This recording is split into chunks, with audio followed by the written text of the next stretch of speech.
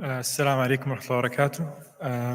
Thank you, Dr. Askar and the organizer for having me at this great event. And allow me also to say welcome to Medina. I'm really happy to have such, or be part of such an event in Medina. So these are my disclosures.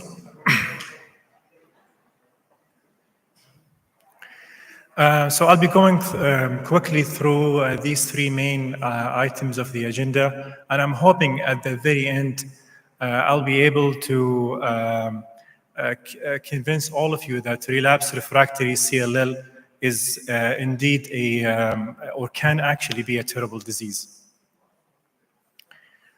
So starting from like 1840s, this is when it was first described as having, so patients will present with elevated white cell count and lymphadenopathy. Later on, this condition was actually termed lymphosarcoma because of the presence of spleen and bone marrow involvement. So generally speaking, when we define CLL, it's an indolent clonal B lymphocytic disease or neoplasm. It's actually instigated by a genetic mutation that is later on fueled by continuous antigenic stimulation, which will lead to further genetic and epigenetic dysregulations, which ultimately will cause imbalance between stimulatory and inhibitory pathways, including apoptosis. So normally, for normal B lymphocytes, they actually go through two phases. The first phase is antigen independent, which happens where they're actually formed in the bone marrow. And during this phase, as they mature and proliferate, they go through the most important step for B lymphocytes to function, which is the rearrangement of the immunoglobulin heavy chain. That rearrangement is very important for the function of the B cell receptor for these lymphocytes. Initially, the heavy chain becomes rearranged, and then later on, the light chain becomes rearranged. And only after they are ready to be released into the peripheral circulation, which is judged by how reactive these BCRs are, they get released. Otherwise, if they have high affinity for antigenic stimulation, they'll have to undergo further modification or even clonal deletion. Whereas in CLL, which is the abnormal counterpart, somewhere across the hematopoietic stem cell lineage, they acquire a mutation, and that mutation will instigate the process of CLL. Generally speaking, we can divide CLL into two subtypes. One subtype with mutated or unmutated immunoglobulin heavy variable chain, heavy chain, immunoglobulin heavy chain. So you can see here, I don't know if this actually points, but at the lower of the diagram, this is where unmutation happens. It's before the germinal center,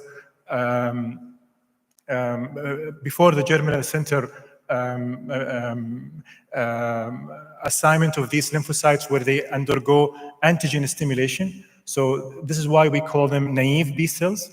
So they're also even T cell independent, and this is how this type of CLL develops. And then the other subtype is post-germinal center, where they have been exposed to antigens, and then this is how they evolve after that. And then further evolution, as I mentioned before, depends on more antigenic stimulation through the BCR receptor within the microenvironment. And this is how the disease will progress from monoclonal B lymphocytosis to florid CLL. This is actually a very interesting study where they actually isolated CLLs from three different sites, from the peripheral blood, from the lymph node, and from the bone marrow. And they've done gene expression profiling for those cells.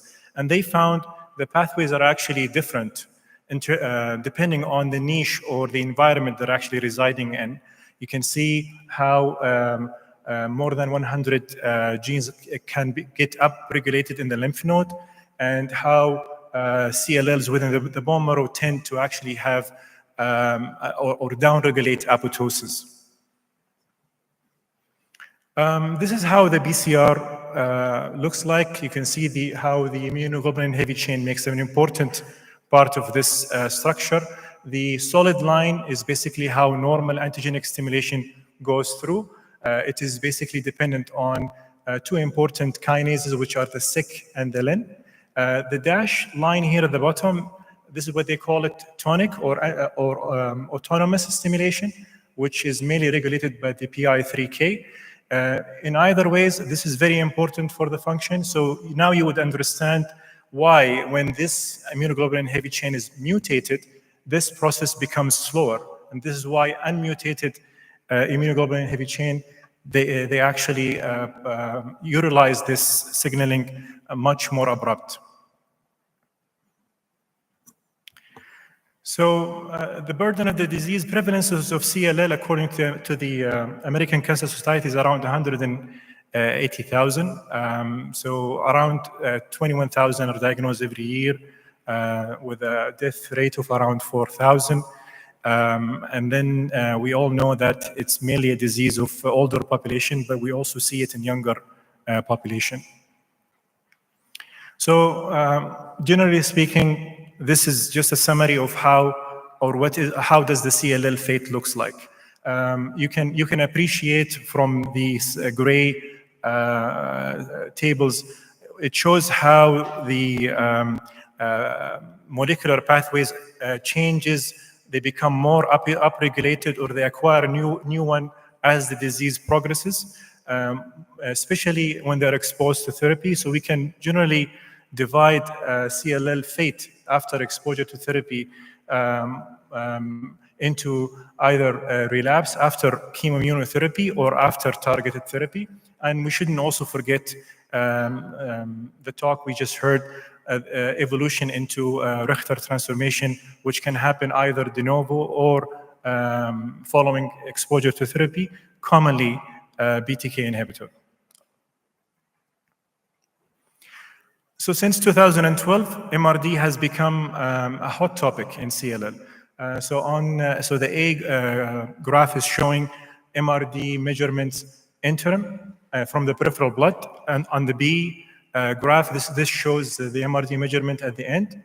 And then on the C graph, this is from the bone marrow, and you can see the blue line, the deeper the MRD, the lower the likelihood of disease progression.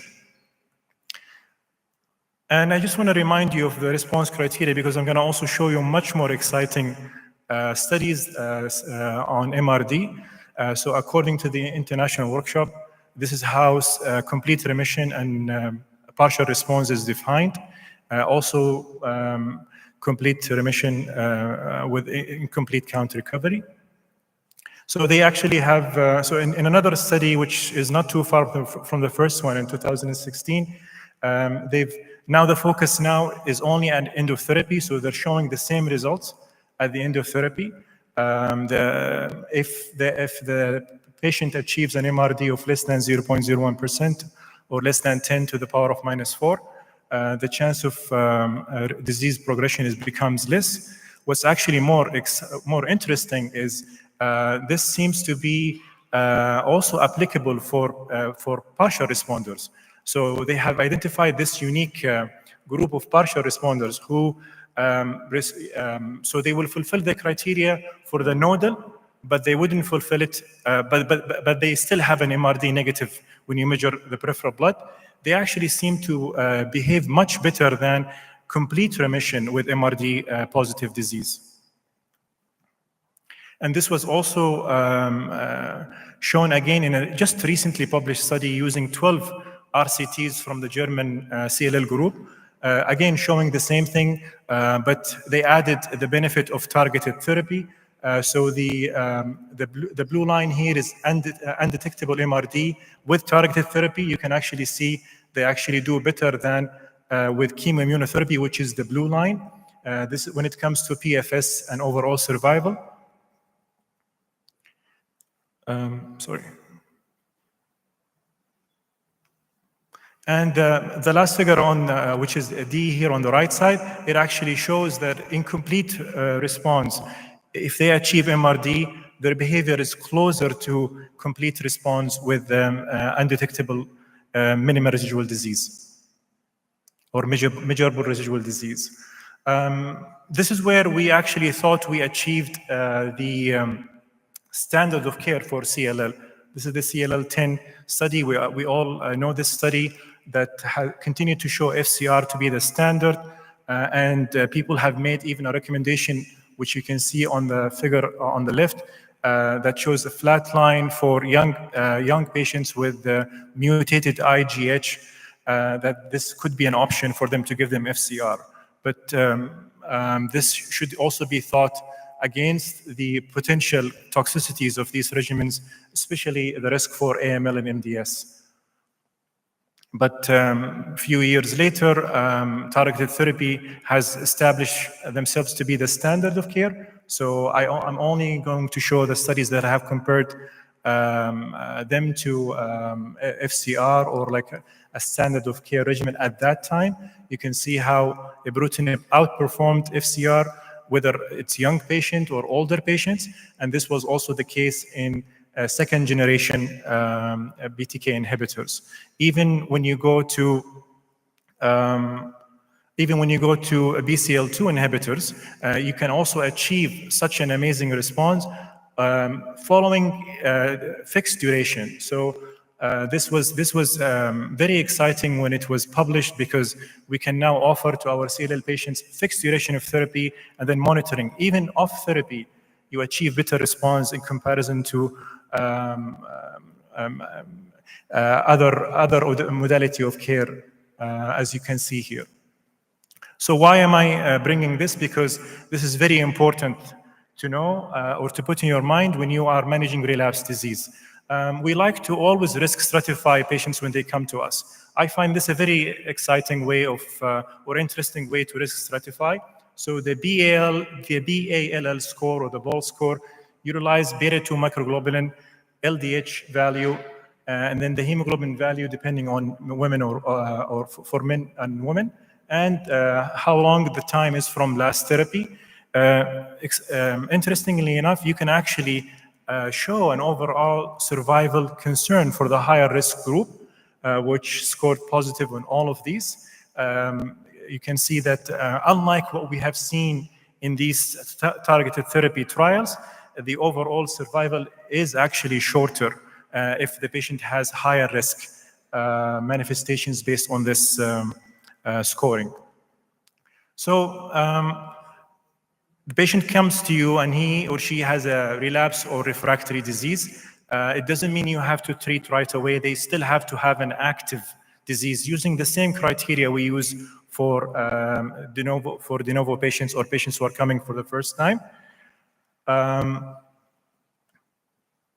So once you actually decided that they are active, so treatment is indicated, then these are the options you have to consider in your mind. Have they been exposed to prior chemoimmunotherapy or BCL2 inhibitors or covalent BTK inhibitors or others? Majority of the studies that you came across are based upon patients who've been exposed to prior chemoimmunotherapy, which is not something we will see these days commonly, as most of them now are on targeted therapy. So I'm going to have to skim through them quickly just to get the idea of what is the level of PFS that happens even when you use targeted therapy in patients who've been exposed to chemoimmunotherapy. So starting with acalabrutinib in the ASCENT trial, you can actually see that the PFS tend to be a little bit shorter than what we have seen when we use the acalabrutinib in patients who are treatment naive. Yet it is much more significant, even in comparison to bendamustine rituximab. I know it's not the right comparison when we're thinking about treating those patients. So that PFS was observed in another drug I'm just going to show this one first. In another drug, which was zanubrutinib, you can actually see that it is superior than using ibrutinib in relapsed refractory patient. The study I skipped, it was just to show that relapsed refractory disease is terrible. And when you add on top of this 17p deletion or TP53 mutated or even 11 deletion 11q, the PFS is almost shortened by 50%. And then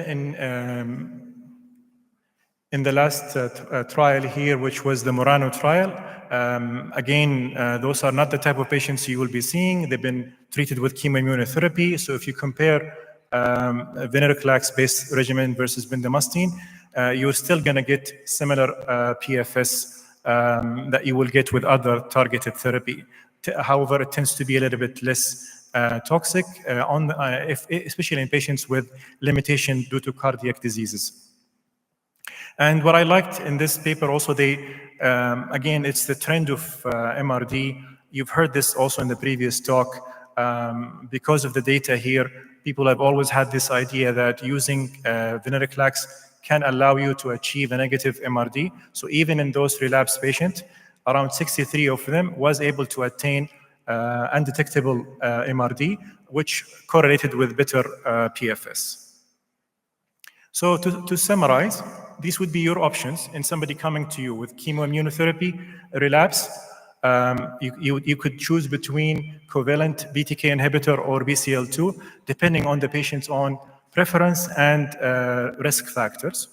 How about if the patient comes to you with a relapse disease after a BCL2 inhibition? We've known the need to go for BCL2 inhibition because of these specific characteristics. You could achieve undetectable MRD, and then you can have a treatment-free remission.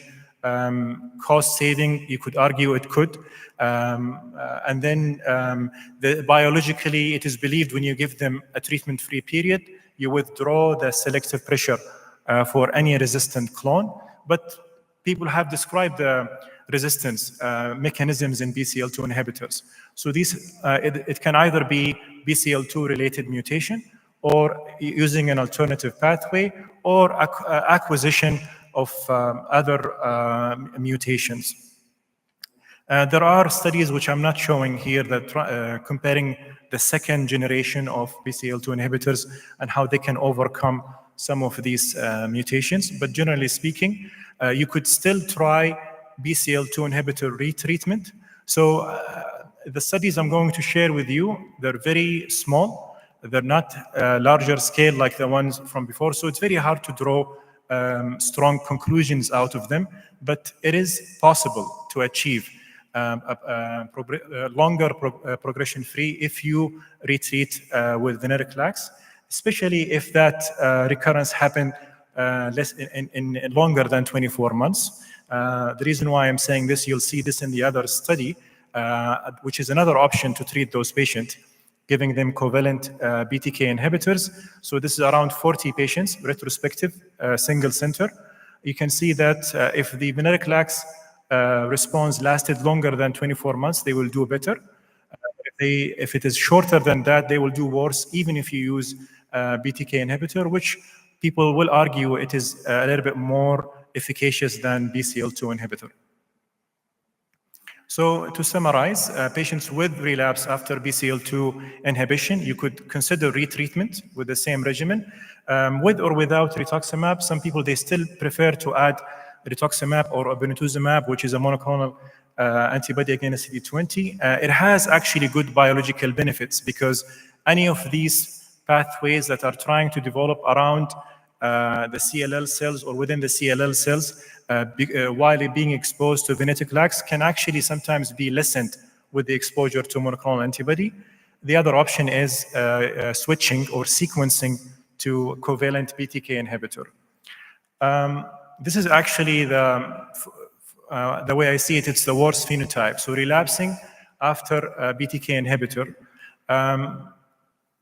you really have to be patient before you make that diagnosis, because anything can happen. Flare of CLL, patient maybe was non-compliant, so you really have to determine it is relapsing or progressing based on multiple occasions, especially if unless if it was a transformation. So before you call it a progressive disease, it has to be on multiple occasions. And even when you say they're actually progressing or relapsing, you should never stop BTK inhibitor, because there is always a risk of tumor flare. It has to be continued until the second intervention is going to be initiated. So again, smaller size studies, I don't think you need to mind the BCR naive group. So focus on the columns from the BCR treated. So BCR inhibitor treated group in this study, which is a little bit bigger, they actually, when you look at the table, those agents were either ibrutinib or idelalisib. You can still, again, achieve CR and PR in this difficult patient population if you treat them with venetoclax as an option. You can actually see also here almost similar PFS to the other studies from before. However, BCR inhibitor experienced group tend to do a little bit worse, as we may expect. So what other options you would give to those patients? This is just an animation of how the BTK looks like. So the blue shape is the non-covalent BTK inhibitor, which they don't need to rely on this molecule for the covalent bonding. If that patient acquires a mutation in this covalent bonding, the common one being C481S, it will lead to abrogation of this bonding, and this will almost make the effect of covalent BTK inhibitor limited or negligible. Whereas non-covalent BTK inhibitor, they don't need to rely on this bonding. A good example of them that was studied in the Bruin's trial was the birobrutinib. So the upper information here is just related to how they selected the dose. The dose that was selected for the phase 2 study was 200 milligram. And then these were their primary and secondary endpoints. Those are very heavily pretreated patients. And despite this, the drug itself is very clean, very minimum side effects, especially cardiac side effects. And you can see the response is actually impressive, reaching 82%. And majority of those patients appreciated by the by the blue bars, it was actually discontinued due to true refractoriness. The orange bars are the one who actually discontinued due to intolerance or toxicity.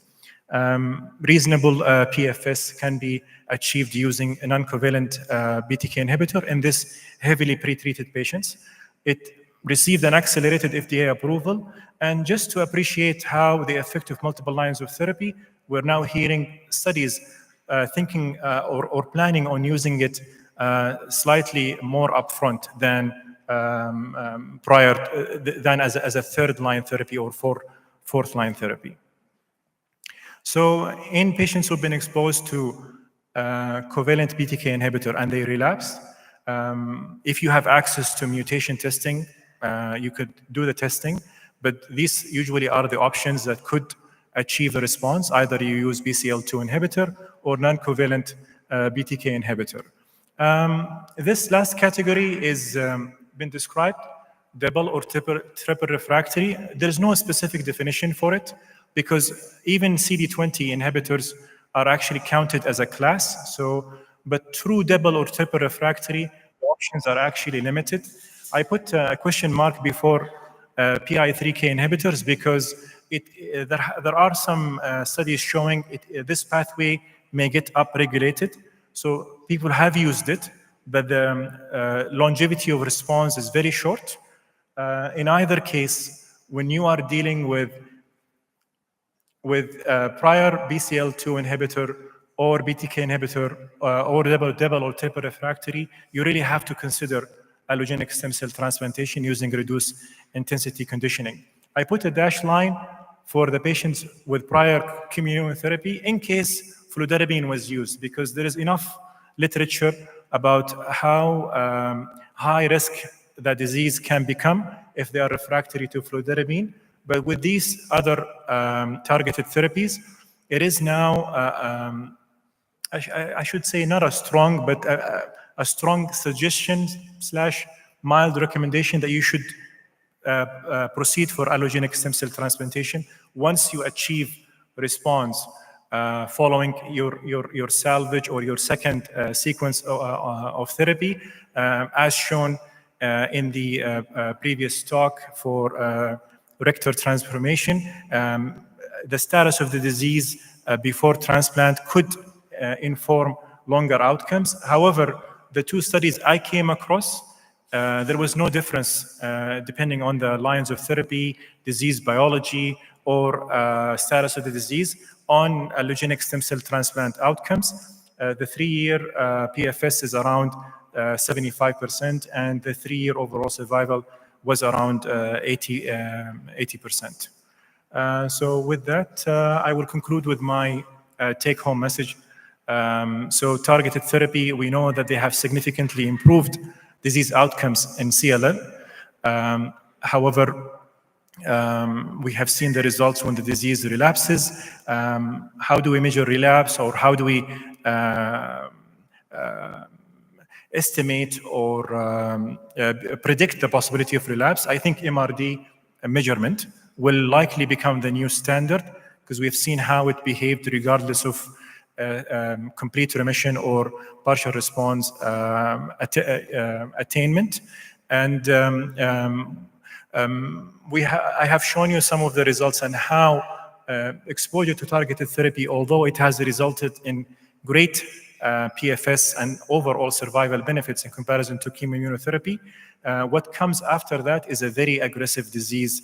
And then I have mentioned to you that the importance of making sure before you commit to that second line of therapy to ensure the disease is active, and whether or not sequential therapy is clear.